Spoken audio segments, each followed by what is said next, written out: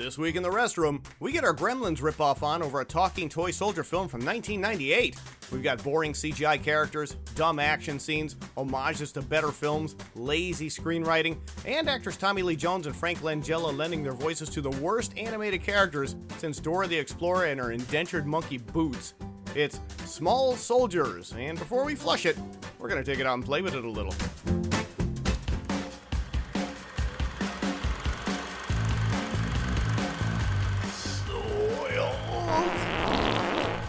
Restroom Cinema. We're here to flush it, so you don't have to see it. Greetings, everyone. I am Honor Knight, your head cinematic flusher, right here in the Restroom. As always, I'm joined by my lovely co-cinematic flushers, Midwest movie mogul Colleen Griffin. Hey, hey, hey. And sassy cinephile Sarah Polton. Hi. Let's kick off this flush with a round of Thunder Dump. Blow some ass. I'll put 60 seconds on the Restroom clock, and we're going to go around the cinematic bowl to see who has the worst alternate title for this week's cinematic turd. The loser will then get to read the RSS, that's Restroom Stall Stats, in a funny voice of my choosing. Here we go. Griff! Turds in Toyland. Polton! Jailbait. Oh, Jesus. I had GI Dickheads. Griff! Micro penis machines. Polton! When to call Child Protective Services, the more you know. I had Radio Shack, the untold story. All right, yes, I'm alone on that one. Crickets. Griff! World of Warcraft. No, Polton. Parents stink. P.U. That's okay. I had Full Metal Toy Story. That's not too bad, right? Right, Griff? The Purge, brought to you by Mattel. Polton! Whores are us. Oh, and that is time. That is time. All right, so that was a marginally decent round of Thunder Dump. Of course, we gotta have a big loser this time, and the loser this time is gonna be Sarah Polton. Sorry, Sarah, you're gonna be doing really double surprised. duty. All right, so Sarah Polton is the big loser. She's gonna be reading the RSS stats in the voice of a drill sergeant. Have at it. All right, listen here, you maggots. Small Soldiers is a I just said something wrong. Don't you smile. Give me 20. Small Soldiers is a 1998 American.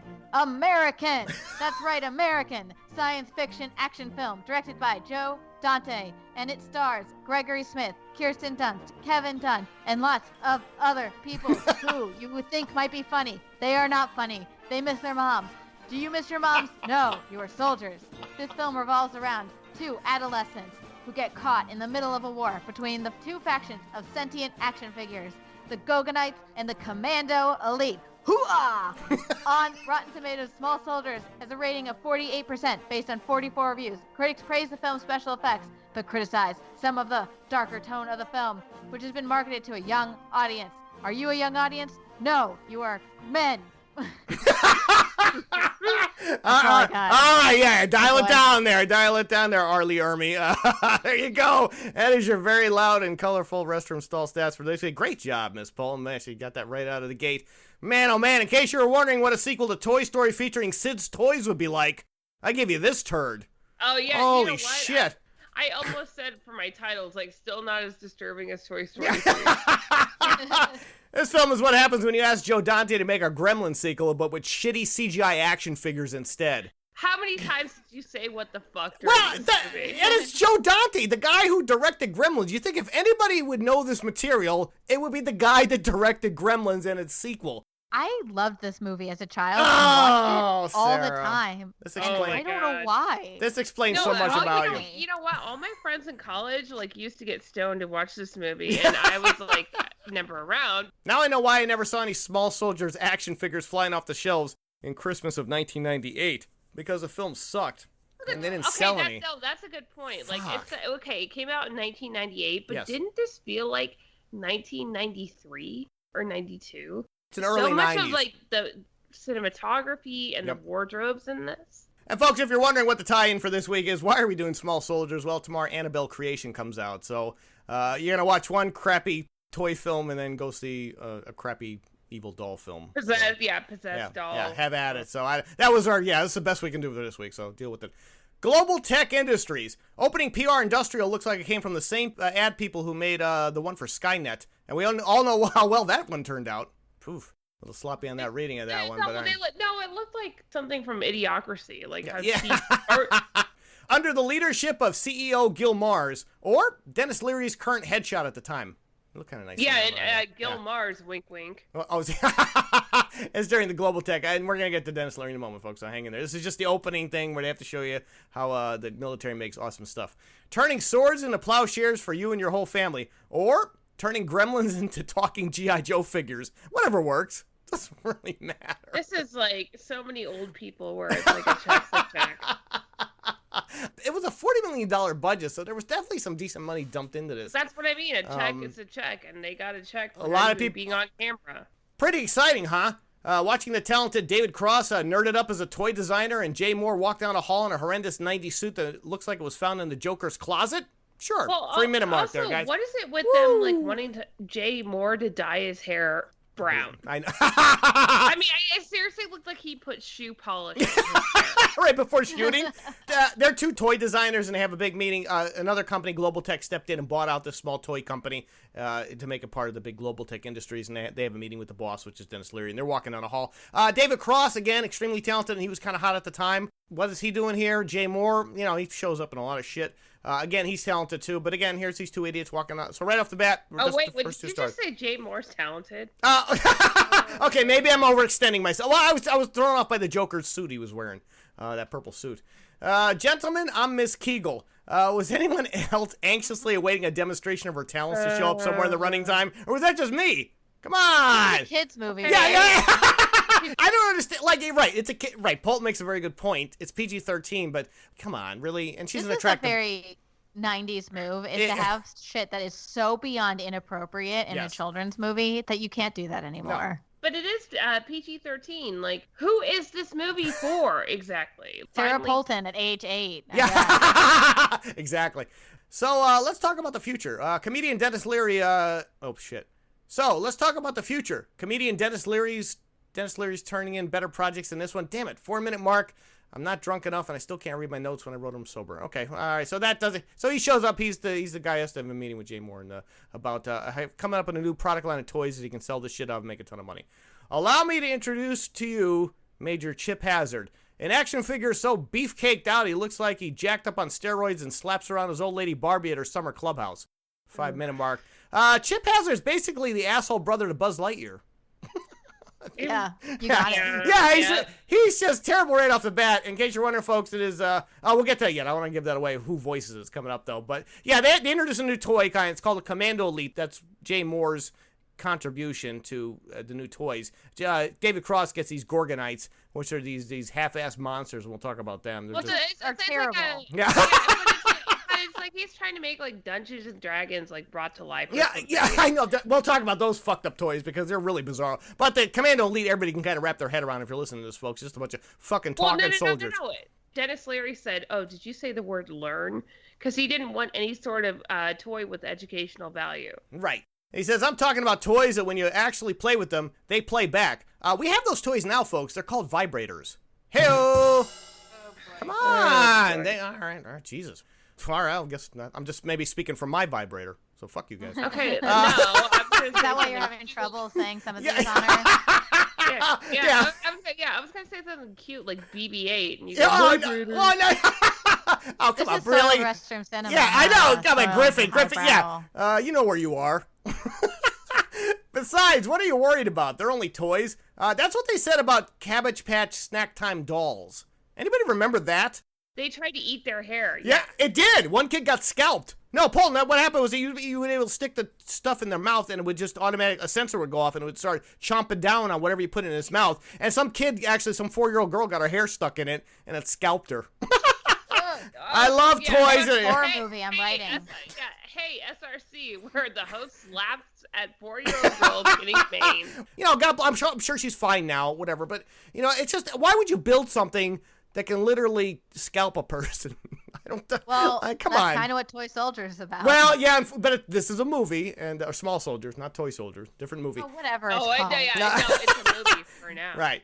Mine's Gizmo. Cheap Gremlins reference less than 10 minutes into the running time will only inspire you to shut off this turn and go watch Gremlins again instead, thus saving 140 minutes of your life. And I think I wrote that wrong. I think it was actually 110 minutes. But all right, that's what I get for being up too early to do my show notes. They are issued security patches or security IDs with secret passwords on them. And actually, David Cross is one of his Gizmo. So just in case you're wondering, because now they're authorized to make these toys we're just talking about, the Commando Elite toys and then the Gorgonites. This is kind of a callback to one of our other episodes, Age of Ultron. When, It is? They shouldn't do something with technology, and they do. Well, here you go. Hello, Mr. Chips. More like hello, remainder of the opening credits, which decided to start rolling out a full 9 minutes after the title credit. Did the titles person fall asleep from boredom?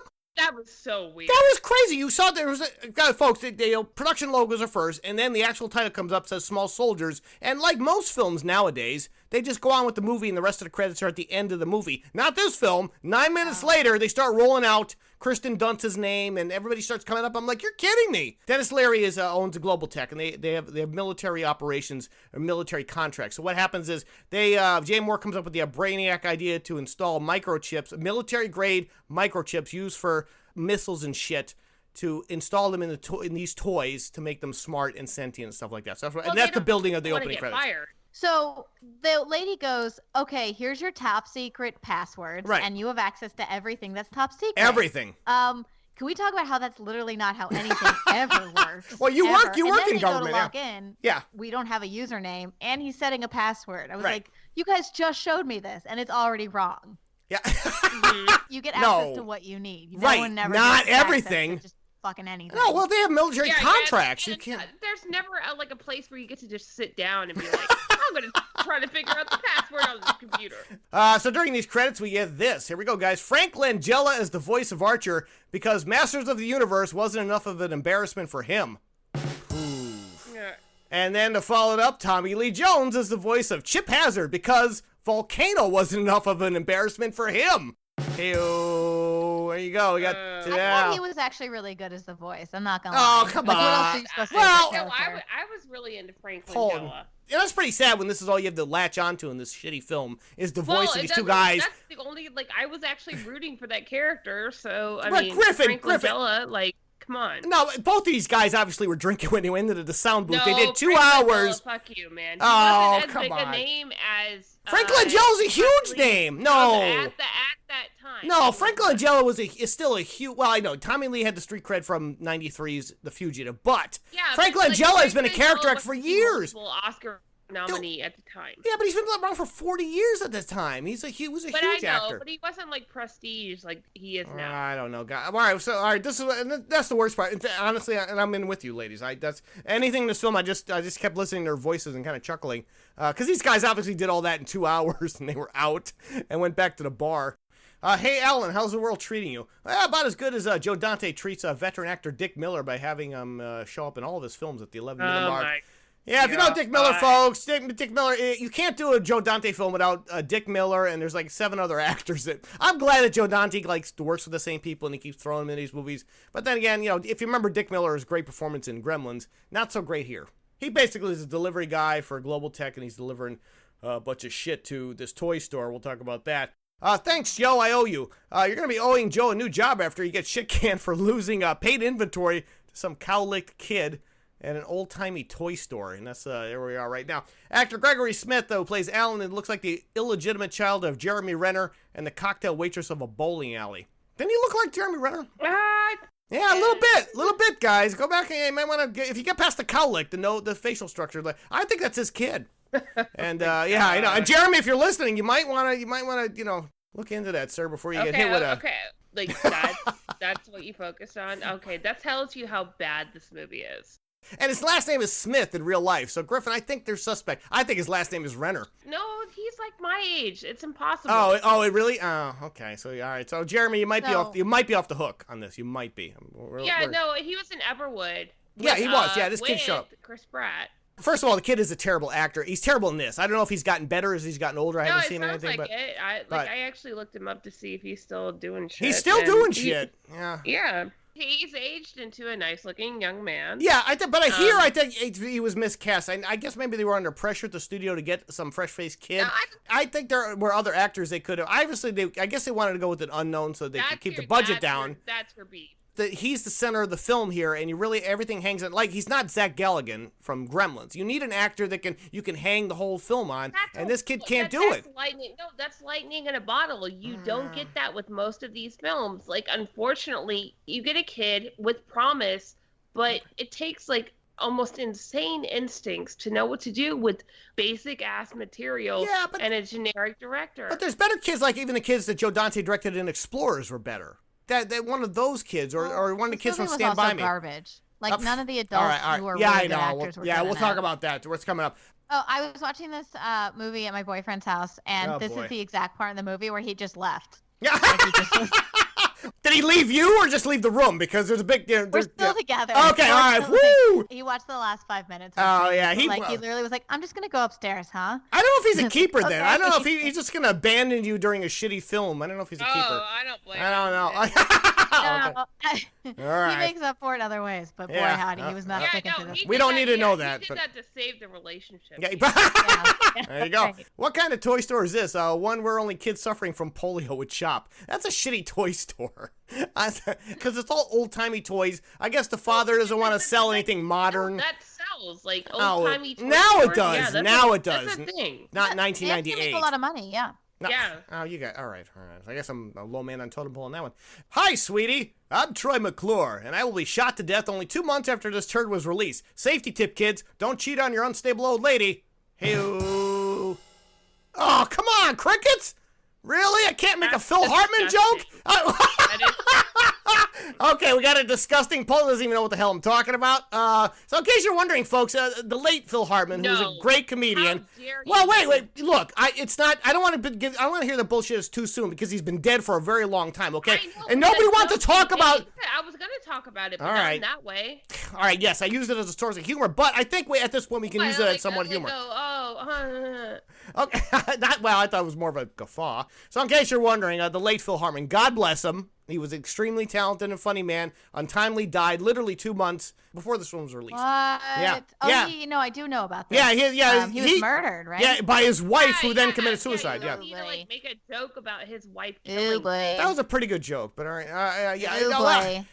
Well, everybody's gone. But what happens? He was cheating on his woman. The woman. He wasn't. Yes, he was. No, she was cheating. Yes, she was, and she was on Zoloft, but he was cheating on her. Yes. No, she was also on like cocaine.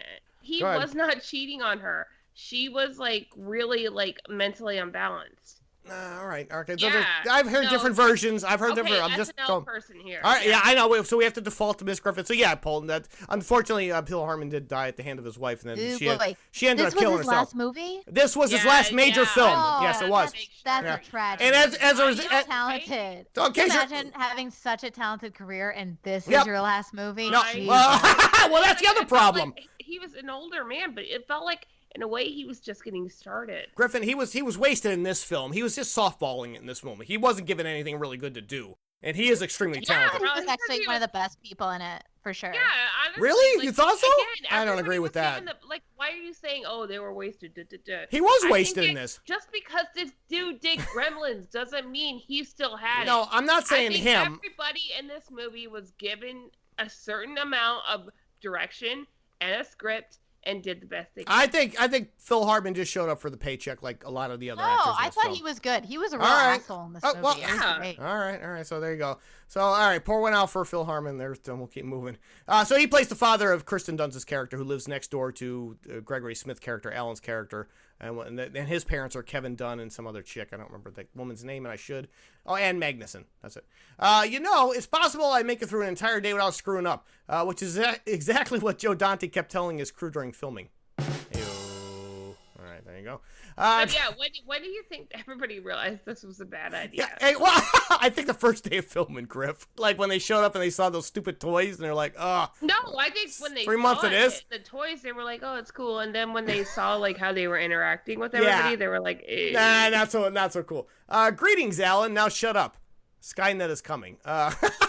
So let me circle back. So he sets up the toys in the toy store and hooks into the Gorgonite, which is played by Archer, which is played by Frank Langella. And of course they're sentient now. You got to remember they have these chips in them. And he ends up taking one home. That's how the Gorgonite ends up in he sneaks into his backpack like Gizmo, and then they end up back at the house. The inner child. That's the name of the toy store, folks. Because the inner pedophile probably wouldn't sell as many toys. Hey, man, work in the room alone tonight. It's all right. Andre's like, is this thing on? Yeah, that was the name of the toy store, which is a terrible name for a toy store. That's my bullet point on it. Granted, the inner pedophile is even worse. The toy store is literally run by one child. Yeah. Are there no labor laws? No, that's what I was thinking too when he was like, "Oh, I can open and close the store," and it's like, and the thing is, it's like his punishment. They never get into his behavioral issues either. No, they don't. They do mention. He mentions what he did because the kid has a back history of being through a bunch of different schools. But like, it seems like they would have been motivated by something. No, his father is also Kevin Dunn, folks. We should mention the mother's Ann Magnuson I mentioned earlier, but the father is Kevin Dunn. He's not funny or given anything interested. I never liked Kevin Dunn, honestly, to be honest with you. But here he's just even more annoying than usual. But anyway. He plays the dickhead father. His parents are awful. His parents are pretty fucking awful, yeah. To this kid, they neglect him and make him work full time like an adult. Jesus. So his father has to go to a convention. That's why he leaves the kid in charge of the store. I don't know what the hell the mother's doing, but the kid's there, and that's when he takes the toys. And he figures that if he sells the Commando Elite and the Gorgonites in the store, he'll make a little extra money for the store that month instead of selling the bullshit Amish toys that the father's been selling all these years. So there you go. There will be no mercy. Well, apparently not, since we're forced to watch a 1998 CGI action figures sound off like they're appearing in a John Wayne film around the 25-minute mark. So this is the problem, folks. 1/3 of the film is actual practical effects that were created by the legendary Stan Winston, and those are awesome. If you watch the toys talking and moving around the close-up shots, really cool. They are really cool. However, that wasn't good enough for the rest of the film. So when you pull back to the full shots, it's all shitty CGI action figures. They didn't have the budget to really do a smooth transition between the two. So as a result, we have to watch this. So Mr. Tommy Lee Jones is doing his R. Lee Ermey impression while we're introducing all the other of the Commando Elite. What the heck are you? The uglier brother to Ron Perlman's character in Beauty and the Beast. Ouch.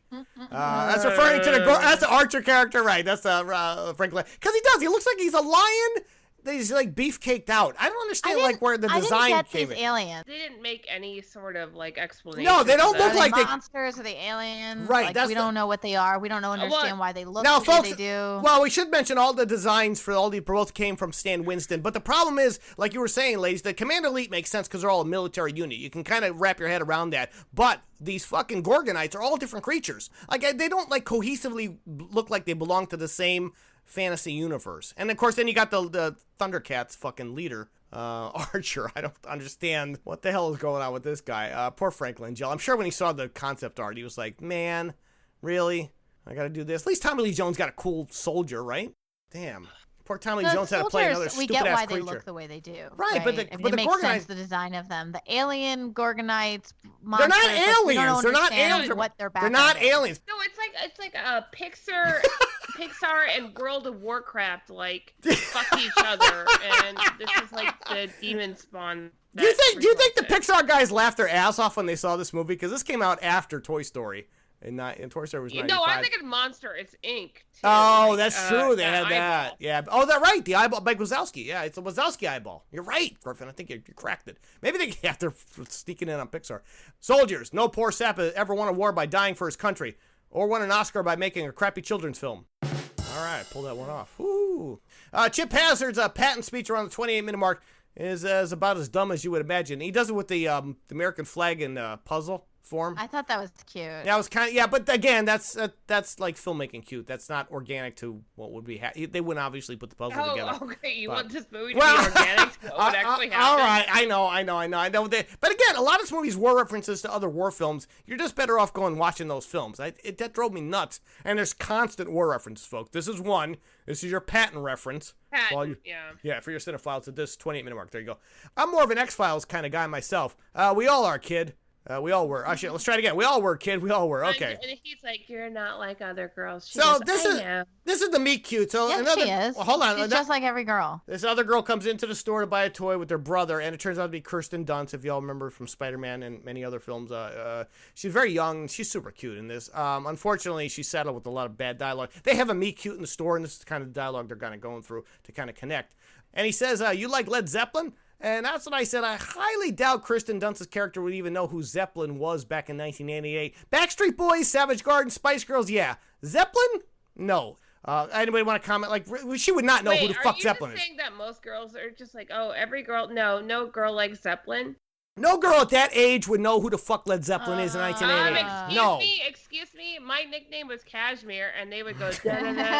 All right. No, wait, they're doing the song. So they were an artsy girl. I could see your point. Like if she was like an artsy girl, or someone who's like cool, like interesting chick, but they play her as kind of like a bimbo-y blonde cheerleader type. I'm calling bullshit on Kirsten Dunst listening to her character listening to Zeppelin at that point in time. I don't think that would have been the case. But okay, well.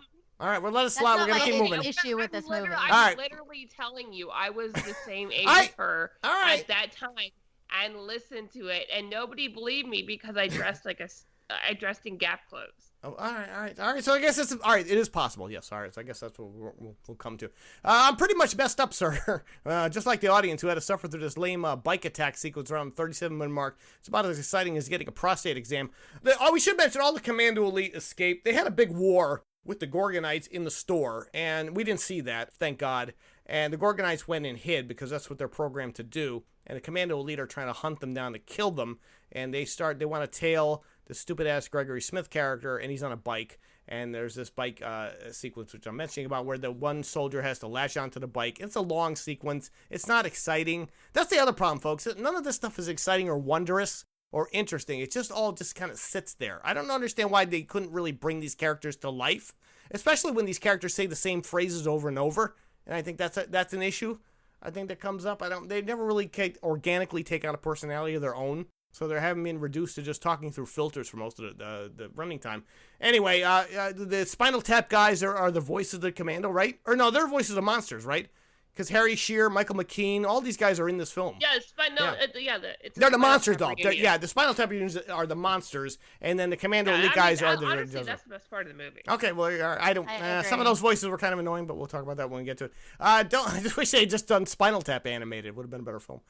Don't talk to me, because God forbid we should speed along the running time. I haven't seen toys this boring since the paddle ball. So basically he has a fight with the Archer character, who apparently is sentient. Now we should mention these ships are sentient, so he gets on the computer that the kid has and just searches through Encarta and gets a bunch of information, but then doesn't want to remember Encarta? Yeah, remember? I know, we're talking about dating ourselves, and yeah, nobody uses that shit. And by the way, when he was clicking through Encarta, did that remind you of The Fifth Element? When Lulu was like, yes, look at you. I thought he was going to say, fuck the human race. Griffin with the win on that one. This is like a very like early 2000s, late 90s trope of like, I found the internet, I know everything. Yeah, guys, when we went to the internet, you can't click through anything that fast. You would click once and then wait 2 fucking minutes for the next page to come up, and then you would click again. That's how it worked, okay? You can't just click through shit like you can nowadays. You know, there's no ADD back then. You had to have patience for the internet. So in case you're wondering, that's what it was like in 1998. I know most of you millennials aren't going to understand any of that, but there you go. We can't have toys on the market that may be dangerous. Well, tell that to the makers of Lego. I still have scars on the soles of my feet. No, they make Lego, like, slippers. Oh, yeah, I mentioned that, I think, on one of the episodes, either last episode or the one before. But yeah, you can pick them up. But damn, if you're not walking in those slippers, guys, your shit is fucked up. So there you go. You put munitions, chips, and toys? Something North Korea has been working on for years. Hey-oh. All right, there you go. A little topical. I like to throw a little topical humor into the show. So basically, they get clued in that the two idiots, Jay Moore and David Cross. Jay Moore did the ordering of the chips, and he threw these chips in without telling the other designer, David Cross.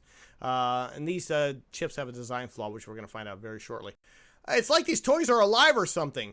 Guys, haven't you seen Child's Play, Puppet Master, Annabelle, Demonic Toys, Poltergeist, Pinocchio's Revenge, Ooga Booga, The Indian in the Cupboard, Last Mimsy, and the Living Doll Twilight Zone episode? Trust me, they're alive. Move along, people. I have a baby doll in the trunk of my car, and it's scary. Why is it in the trunk of your car? Why is it in There's a lot of scenarios in which men have found it by accident. Ew! Why don't you burn that doll? It's real scary looking. All right, there you go. No, don't. We don't want that. No. It's not an American Girl doll, is it? No, it's like a real old baby doll. I did say Annabelle in that litany, but I should include Annabelle Creation, which just comes out tomorrow. However, Miss Polton, do not send me that picture because I've seen The Ring, and I know I'm dead if I see that photo of that doll. So do not fucking send me that shit. It's gonna get you. Yeah, it's gonna get you, not me. I'm out. Mom, I'm not on drugs. The audience, however, definitely should be to stomach this talking toy mess. Okay, cheap joke there. Because basically, he finally is starting to clue into the fact that all these Commando Elite and the Gorgonites are sentient, and there's an attack on. They try to kill the Archer character in the kitchen. They launch it. You gotta remember these toys, these Commando Elite guys are all over the fucking place, and they switch out their toy weapons for actual blades and cutting devices and all this other shit. Oh, and cheese graters. Yeah, and cheese graters. So they try to kill poor Archer, and what's his name? The kid steps in, but now the parents think he's fucking banana nuts, of course, because who's gonna believe him? It's just talking. No, it's like Mr. Hanky, where Kyle's standing there holding a piece of shit. So this movie could have been good if they had planted just 3 or 4 things in the beginning and then made a call back to them. Exactly. You know what I mean? Like simple screenwriting. If they had made something happens and the toys temporarily deactivate. Then that happens, and then you'd be like, no, it came back around. No. Paul, but it's funny you mentioned that. You're right, and we're gonna cite in the script because I'm gonna tell you right now this is the reason, because it was written by 4 fucking people. 2 of them wrote those Pirates of the Caribbean nonsense, Ted Elliott and Terry Rossio. So that's the problem, is when you have so many scriptwriters taking a pass at this material, it all gets lost. When you don't have a singular voice in your script, and or at least 2 people working as a team. This is what happens, folks. This is the type of shit films you get, because it all gets fragmented. And then scenes are switched out and lines are switched out. That's the issue, guys. There's 4 screenwriters here, and nobody can figure out what the fuck to do with this material. Yeah. So as a result, Too many cooks. All right. We can. All right. Oh, my God. There's your musical interlude for this show. Don't worry, Archer. We was hiding. Whew. And they should have stayed hiding, since we now have to stop the film cold to introduce another bunch of douchebag toys around the 51-minute mark. So, folks, now we're getting the proper introduction of the Gorgonites. They're hiding in a fucking dumpster behind the toy store. And so the Archer guy is the Thundercats guy. Now we have an eyeball, a dumb guy, a Frankenstein character, a schizoid, and then there's a guy with the Steve Buscemi. Yeah, Steve Buscemi, and then there's a guy with a tick on him. All these characters, where are they from? They don't organically all work together in the same universe. So there's like a hodgepodge of just different genres that Stan Winston just kind of said, you're paying me $10. This is what you're going to get. Are they aliens? Are they monsters? Right. Yeah, you keep saying they're aliens, but they want to go to Gorgon. Where the hell is Gorgon? It sounds like What does that mean? No, I don't know what any of this means. No, the thing is, he was going through Encarta, and it was he found a national park he wanted to go to, and he thought it was his homeland. Yeah. And it was just what it was, a lake and a mountain in the background. There wasn't even any. It was Crater Lake or something. Like that. I don't know. And that's where he thinks. So they want to go home to Gorgon, wherever that is. But again, they've just been programmed. It's just chips in their head. It doesn't make any sense at all. But okay. And the best part is, he saves the Gorgonites and he sneaks them back to his room. At his house. Alan, I only date older guys. If that's the case, isn't that creepy? Hold on. At that age. And that's when I said, well, if that's the case, Kristen, how you doing, girl? No, too soon. And it's Kirsten. What is this? 14 will get you 20, huh? Yeah. What's wrong with you? Paul, you didn't go around saying this shit. You didn't really. I only date older guys. Oh, I got asked out by older guys. Did you? And I was like, oh, hell no. Same. Yeah, my mom used to look at Griffin, guys and say 16 will get you 20. Yeah, exactly. If a guy over 18 looked at me, she'd straight up be like, mm-mm. Gross. Oh, that's super fucking gross. All right, let's keep moving because you're making me ill. It's party and oddly turned on at the same time.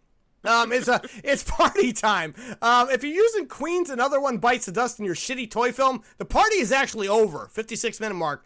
Knock that shit off. So yeah, these stupid ass toys, these Commando Elite guys, manage to get into the garage of the house. Nobody comes in and notices them, but of course it's a workshop garage, and they got all these saw blades and all this other bullshit that they can make stupid ass vehicles that are going to be used in the climax later on. Hang in there, folks. So I guess Queen's Another One Bites the Dust kind of fitted that moment. I don't agree with that, but all right. Son, you can be a prisoner or a casualty. It's up to you. I vote Casualty. That was Like, I mean, this is where it gets like, I'm Yeah. just like, what am I watching? This is more adult stuff it gets into, and I guess Joe Dante wanted to do a more adult thing, but I guess when the studio wanted more so they can sell toys, so they wanted a more kid-friendly film, so he was kind of caught between a rock and a hard place, no pun intended, or pun intended, however you want to look at it. Sorry, Joe. So this is so some of it gels and some of it doesn't. There you go. Fully posable. Well, it's comforting to know that even toy soldiers can be sexist in the 90s at the hour and 1 minute mark. No, that's, so that's like if you could sexually assault somebody with words, it would have been this scene. The toys. This was my favorite scene Right, as a child. I know. So the toys managed to get into the Kirsten Dunst's room, and apparently, okay, Sarah, did you want somebody to look at you the way they look? yeah, at they did. dolls? Yeah. So as a result, they look at all. So she has a collection of female dolls, like Barbie dolls type thing, all in boxes and stuff. So these guys come in, and they, of course, they're soldiers, right? So they got to start making sexist remarks. One guy asked for a weekend pass, didn't he? Because he was gonna fuck at least 2 or 3 of them. This was Come before on. they were like sentient. So Right? They No, they were like, sentient. The dolls. We Yeah, the want dolls. to do everything to these Ew, dolls. yeah. because They're they are also just- the bad guys. They are. No, the bad guys. but you're in a bad guys in a children's film, and this really isn't Well, appropriate But you know what, for. though? The dolls are like, They were. They literally like sawed apart Well, yeah, I know. like their breasts to And like yeah, I know. Here's plan their intelligence. And here's the next line, how we circle this in. Bring me the head of Nick Nitro. So Joe Dante can show us his toy Frankenstein homage around the hour and 2 minute mark. Here's one scene that could have easily been cut from the running time to shorten the bloated running time. All right, let's try it again. Here's one scene that could have easily been cut to shorten the bloated running time. There you go. Just read it clean the first time, dummy. So basically, this is what happens. They find a bunch of these doll chicks, and they manage to insert variants of chips into their bodies to create reserve forces for Tommy Lee Jones's Commando Elite character. So this is how you go. So it's a whole Frankenstein thing. They got a glowing TV and they got a blender and some other dumb shit. None of it works. Nobody cares. They don't even fuck those chicks when they come to life, which I thought was really God. That would have been nice. Oh, no. What a disappointment. Now, well, what if you're gonna go all the way with the material, Griff? That's the problem. The film's on the fence the entire running time, and that's the main issue. Did you see how they were like when they were looking at them before they like made them Right, like sentient? self-aware? Right. How they zeroed in on the bed. Oh, that's in right. that There wasn't that. dollhouse. Paul, you were 10 years old. How did you not? You didn't get any of that, did you? I don't know. My parents were You kinda down to missed let me that. watch anything as long as there wasn't like some real dirty. There almost was. There almost was in this film. Anything else? I think, and I think it's called like Small Soldier. There's toys in it. They're like, get out of here, go watch that movie. But Yeah, I totally understand that because my mom would let me watch stuff because she knew I wouldn't take out of it what I shouldn't take out of it. Right. That's true. Yeah. But this is really overt, I guess. Guys, and I it's- watched Cool World. This was fun. Well, yeah. Oh, yeah. Cool. Again, yeah. I watched like Death Becomes Her and Big Business at a young age, like, and I didn't take out like the sex stuff. Oh, I feel your pain. As well as the oh no, I gotta do that joke. Okay. Oh, I feel your pain, as well as the audience's pain is at actually having to show us Frankenstein on a TV directly after Dante's toy homage. Just in case you were too stupid to figure out. Of course, we are watching a film about sentient toys, so maybe we are all that stupid. There you go. Could have read that cleaner, but you got the point, folks. So yeah, they have to do the Frankenstein homage, and then they show you Frankenstein on a TV screen right after, in case you fucking missed it.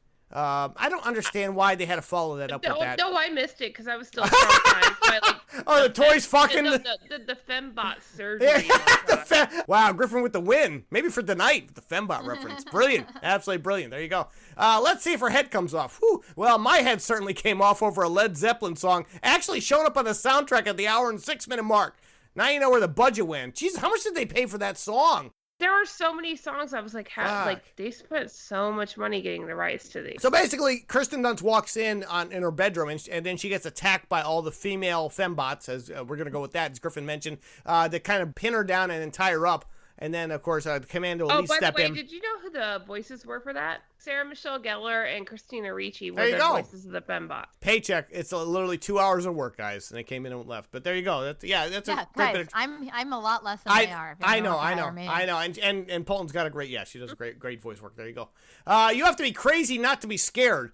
and a stomach this turd. Also, did anyone else think the toy soldiers were going to rape Dunstan's character if they tied her up? Or was that just me? Yes. That was creepy. Yes. That's where it gets Yes. super So- fucking creepy. Guys, when my favorite scene as a child. And you know what? Favorite I'm making a No, joke there, but that's actually how the scene plays out. The way Tommy Lee Jones delivers that line, you got to be crazy not to be scared. I mean, it's, like, Oh, my dude, God. like, where are we going here? I know. I I thought they were going to be taking off her bra and shit. And like, I thought, oh my God, if the characters had been older and this had been rated R, Oh, this yeah. would have been This a would've went down. badass horror movie. yeah, this might have been a great horror film, guy. And there was horror films. I mentioned some of them in that litany I did earlier. But yes, there are horror films that deal with evil dolls and demonic toys and that kind of shit. So you can go watch this stupid But this shit. is like an army of evil dolls. Yeah, I this think that's was. super interesting. This was, yeah. So anyway, yeah, Tommy Lee Jones lays that line down on Dunst's character. It's really that's so fucked up, rapey. I was guy. like, this film It's is super the rapiest rapey. film Yeah. ever. Ocula, you all right? Guys, it's a fucking toy. I think it's all right. And honestly, Well, who cares if it isn't? No, the fembots are gonna like male rape her like douchebag boyfriend. Oh yeah, because she gets the douchebag boyfriend gets chased out by the fembots. That's a great reference. And she gets pinned down. So what they have, the Commando Elite has to kidnap Kirsten Dunst because they want to get the Gorgonites back. They know that Kirsten Dunst. They know that the Gregory Smith character has the Gorgonites hidden, and they want to get them back. And this is what it comes down to: just wiping out these stupid ass monster toys or alien toys, like Bolton said. We don't know what the fuck is going on. So they film a videotape, like a awful videotape of like the hostage videotape, and they shoot it through the window of the kid's house, and it hits Ocula, which is, and guys, if you want to know what Ocula is, it's just a creature with one eyeball. It's a Mike Wazowski, but he's very thin. Mm-hmm. It's a very thin Mike Wazowski. It looks like Mike Wazowski and a dildo had a baby. If Major Chip Hazard wants a war, we'll give him a war. You know, if they just got these toy soldiers laid, you probably wouldn't have any trouble from them. I think that maybe was the problem. But they're probably smooth down there, like Ken dolls. Kind of hard to get their dicks wet, yeah, when they don't have any dicks. All right. I'm just. Hey-oh, all right, there you go. That's all right. Not that we looked. All my makeup is cruelty-free, unlike this film, which is nothing but cruelty. Hey-oh, okay, there you go. That was one. That was either Christina Ricci or that other chick saying that line. Who was the other one? Michelle Gellar. Thank you. All right, so one of the two. They're interchangeable when they start ripping off those lines. So, again, they were in the studio, guys, for 2 hours, and they were out. So, Poland, why aren't you getting that kind of work? Why aren't you just showing up for 2 hours and just, eating the craft services and getting the fuck out of there? You got to get that kind of work. That's my dream. I know. That's my dream. No, the last film I did, I was in a hot car for 6 hours with no AC and the windows rolled up. Oh, you must have been all sweaty and gross. That's that's hot. Look for that film somewhere online. Yeah, I'll tweet it out at Sarah Polson. Yeah, we will tweet it so you can see that 5-minute opus. Commandos attack. The only thing that's being attacked is the soundtrack. Who says Edwin Starr's War wasn't too on-the-nose choice for this scene at the hour and 50-minute mark? So, yeah. Now they launch a full-scale assault against the house where they're keeping the Gorgonites. There's this big plan that's going to involve the parents. It's going to involve a lot of action stuff. Actually, a lot of the action stuff got edited out because they thought it was too violent. Go figure that shit, right? I'd like to see a director's cut just to see if it was any better. Probably not, but looks like they're toast. If that were the case, this film would be over. But sadly, we still have 32 minutes left in the running time. So hang in there. So yeah, after this, the back end of the film literally comes to a battle scene between the Commando Elite attacking the parents and the kids inside the house. Who are protecting the Gorgonites. The Gorgonites are a big bunch of fucking pussies that are programmed not to hide and not fight. They do kind of circle it around at the end. We're getting to it. But for the most of the running time, they're just hiding. The Gorgonites must lose. In case you were wondering who the Gorgonites represent, it's the audience. Okay. Psychological warfare. Perfect analogy when referencing anything by the Spice Girls. Yeah, so the Commando Elite attack, and they use psychological warfare. They just play a Spice Girls tune. I was like that lady. Like, I love this song. Yeah, me too. It was. Okay, were you singing along? Oh, Jesus Christ! So it was actually a time appropriate for that song to be heard. So I'm gonna let that one slide. But yes, what kind of moron would put military technology in toys? The same morons who would make a film about sentient toys. All right. Okay, that's probably funnier somewhere down the line, but maybe not right now. Dad, there's no other way. We have to make it to the end of the flush. I added that last part. All right, there you go. So basically, their solution is the chips inside these toys have a design flaw, and they're not protected by EMP waves, which is electromagnetic pulse. I can't believe I have to explain this shit. So basically, their solution is if they blow up a transformer on a telephone pole outside their fucking houses, it'll set off an EMP large enough to short-circuit all of the toys and wipe out both the stupid-ass Gorgonite monsters, aliens, or whatever Bolton's calling them, and the Commando Elite rapey guys. So there you go. That's the plan. So the kid wants to go up on the pole to do that. Why was he allowed to do that? I don't understand. There was other people qualified for that. So there's a lot of battle sequences, and those guys who I talk about who in the garage come up all these fucked up vehicles that shoot nail gun nails and saw blades, and they have propane shooting out everywhere, and tennis balls on fire. There's a lot of shit like that. I'm glossing over a lot of this action stuff. It's what Polton said. You fast forward to the end of it and just watch this crap. This is the crap. Oh yeah. No, I'm talking to a kid. That's a kid, right? This is the crap you're watching. Yeah. I love the smell of polyurethane in the morning. Welcome to the low point of this turn around the hour and 29-minute mark. Is no war film sacred? That was a great line, and a really fucked up in a great line. Film. And it has been made a joke. Yeah, that's a shame. I mean, in that original movie, that is to show you this guy is not okay. Yeah, you gotta understand, stop referencing that line or making fun of it, because you gotta understand the context of which that line was said and the character who said it at the time in that film. It's not a funny line. It's not something to be made light of, because it really defined the character in that moment in that film. That he is fucked up. Yeah, but again, we're gonna use it in something stupid like this, where they stick one of the action figures on a fucking drone and fly him through with, and poor Tommy Lee Jones has got to say that line. I bet he was drinking, Griff. I think he was drinking when he finally kicked that one out. Next line is, ain't more hell. Not as much hell as suffering through this overlong climax that makes Apocalypse Now look like an episode of MASH. Boy, this ending goes on way too long, guys. Okay, no, you shouldn't, no. MASH would very much like to... Oh, you want... Okay, I was trying to find something shorter, a shorter word thing I could mention. I know, but MASH... I know. All right, we're not... all that out of it. This area is secure. Bring them... So anyway, they do. They blow up the transformer. And it emits the EMP, wipes out all the Commando Elite soldiers, and, of course, supposedly the Gorgonites. But I put that in air quotes so you guys can't see that. Trust me, it's there. Hang in there. This area is secure. Bring them in.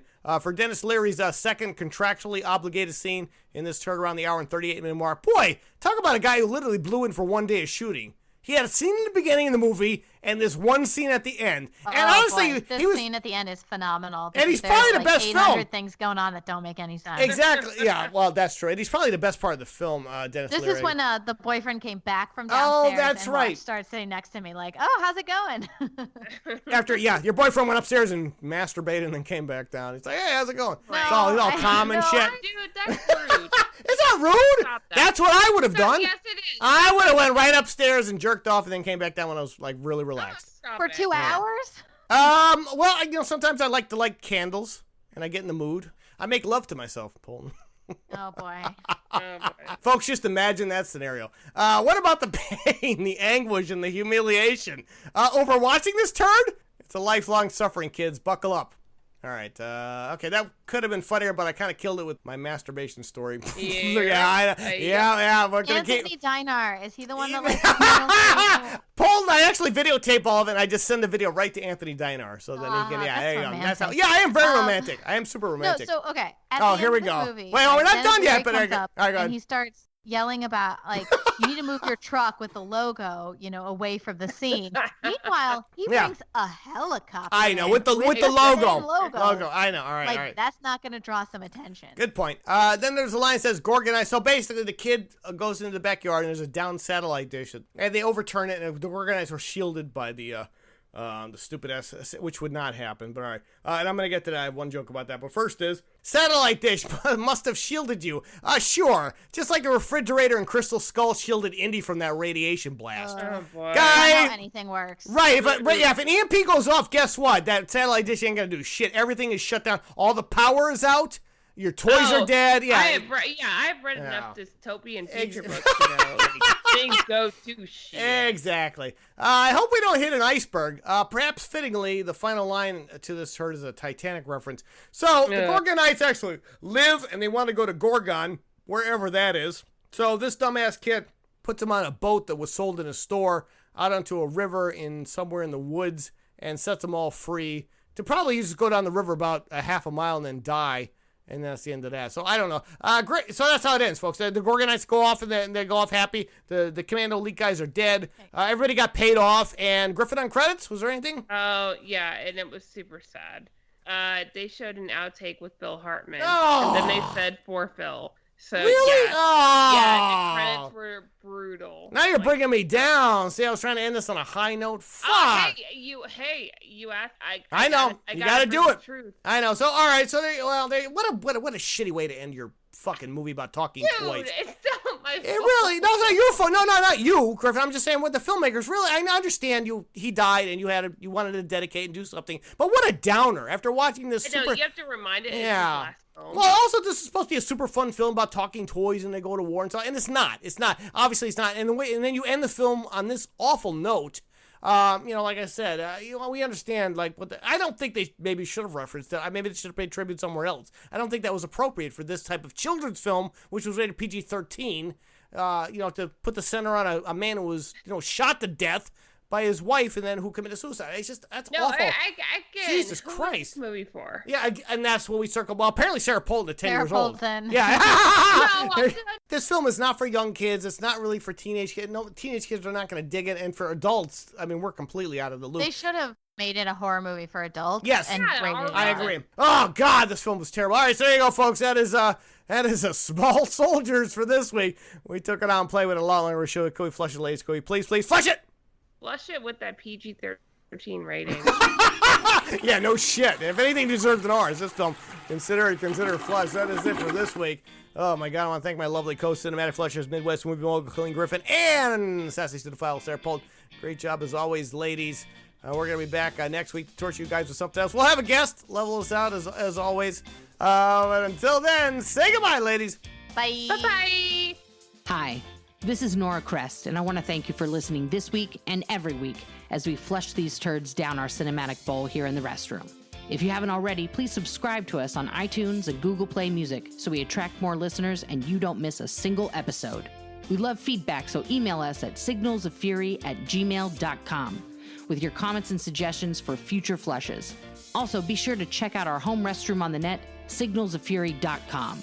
Until next time, remember, we're here to flush it so you don't have to see it. I'm Nora Crest, and this has been the award-winning Soiled Restroom Cinema.